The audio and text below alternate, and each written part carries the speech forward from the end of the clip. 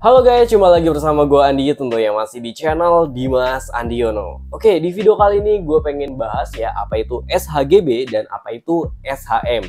Penasaran? Simak terus videonya.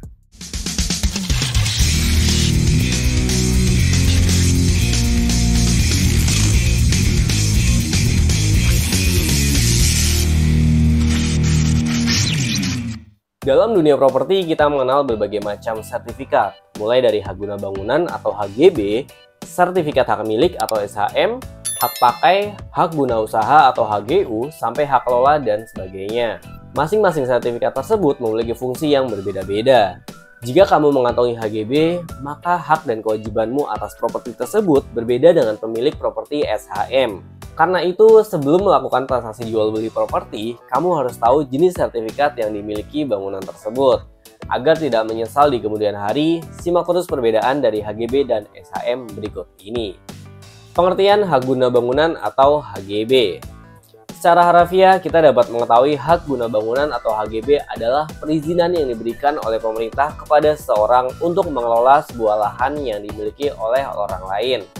Sama seperti hak kelola lainnya, izin HGB dibatasi selama kurun waktu tertentu. Jika dilihat dari peraturan perundang-undangan, masa waktu tersebut maksimal 30 tahun dan dapat diperpanjang kembali selama 20 tahun.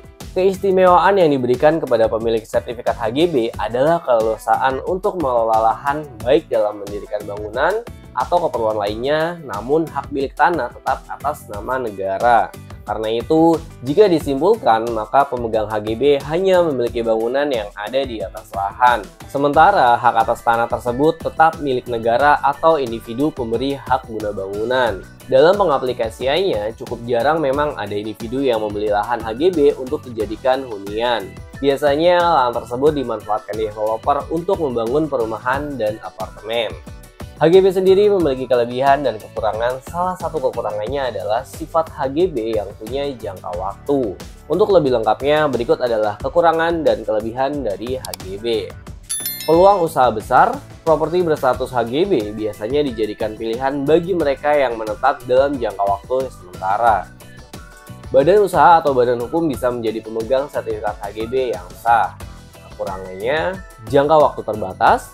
Pemegang sertifikat HGB hanya memiliki masa pakai maksimal 30 tahun dan dapat diperpanjang kembali untuk jangka waktu paling lama adalah 20 tahun. Tidak bebas, pemegang HGB tidak memiliki hak penuh untuk mengubah atau mengalihfungsikan bangunan tanpa izin dan persetujuan dari pemilik tanah selaku pemberi HGB terlebih dahulu. Sampai di sini, apakah kamu sudah mengerti pengertian HGB?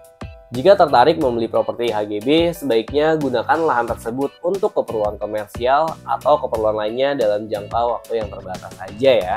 Pengertian sertifikat hak milik atau SHM. Berbeda dengan HGB, sertifikat hak milik atau SHM adalah sebuah kewenangan yang diberikan kepada individu atau institusi untuk mengelola serta memiliki secara utuh hak atas kepemilikan sebuah properti. Sertifikat hak milik dapat dikatakan sebagai status tertinggi di antara surat legalitas properti lainnya. SHM memberikan keleluasaan penuh kepada pemiliknya untuk jangka waktu yang tidak terbatas.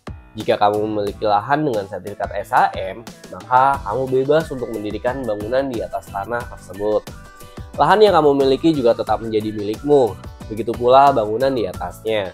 Hal ini jadi faktor pembeda yang cukup kentara dengan HGB. Seperti yang kita ketahui, para pemilik HGB hanya berhak atas bangunan yang berdiri di atas lahan, sedangkan tanahnya tetap dimiliki si pemberi izin. Cara hitung-hitungan, rumah dijual dengan SHM dihargai lebih mahal dibandingkan dengan HGB.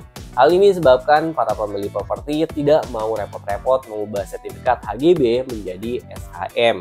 Jadi, jika kamu sedang mencari properti seperti rumah tapak, pastikan sudah ada SHM-nya ya. Perbedaan HGB dan SHM.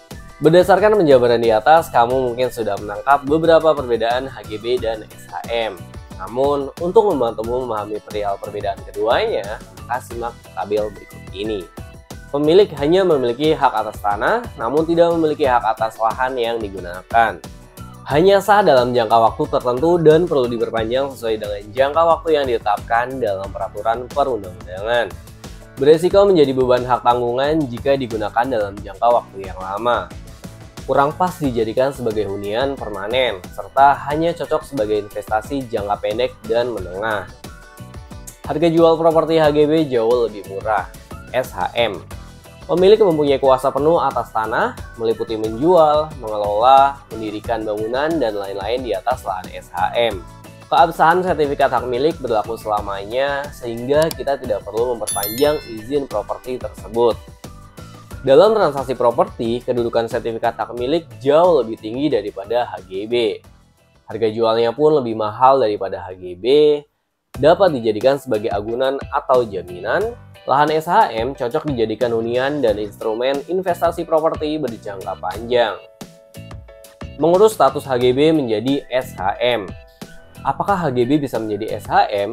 Itulah pertanyaan yang biasanya diajukan oleh banyak orang. Jika saat ini rumahmu masih berstatus HGB dan kamu tertarik untuk mengubahnya menjadi SHM, maka dapat melakukan beberapa proses perubahannya dengan mudah. Sebelum mengubah HGB ke SHM, terdapat beberapa dokumen yang perlu disiapkan, terutama untuk luas lahan di bawah 600 meter persegi. Dokumen tersebut diantaranya adalah sertifikat asli HGB, fotokopi EMB atau izin mendirikan bangunan, fotokopi SPPT PBB atau surat pemberitahuan pajak terutang pajak bumi dan bangunan tahun berjalan, fotokopi KTP atau kartu tanda penduduk dan kartu keluarga, surat pernyataan bermaterai bahwa tidak memiliki perumahan lebih dari 5 bidang, surat permohonan kepada Kepala Kantor Pertanahan tempat lokasi properti berada. Untuk mengurus status HGB menjadi SHM, kamu bisa mengikuti beberapa langkahnya berikut ini. 1. Mendatangi kantor BPN di wilayah properti terkait. Kamu bisa langsung mengunjungi loket pelayanan dan menyerahkan dokumen persyaratan. 2. Lalu, kamu akan diminta mengisi formulir permohonan yang bertanda tangan di atas materai. Kamu akan mengisi pernyataan tanah tidak disengketa, informasi luas tanah dan bangunan, pernyataan tanah dikuasai secara fisik, pernyataan bahwa tidak menguasai tanah lebih dari 5 bidang untuk rumah tinggal. 3. Lakukan pembayaran di loket pembayaran. Biasanya harga pendaftaran untuk luas tanah maksimal 600 meter persegi adalah sekitar Rp50.000. 4. Melakukan pembayaran daftar ke loket pelayanan. 5. Kamu dapat mengambil SHM dalam kurun waktu 5 hari setelah pembayaran. Untuk permohonan dengan luas tanah di atas 600 meter persegi, kamu perlu melakukan permohonan hak milik berupa constatering report di BPN atau Badan Pertanahan Nasional.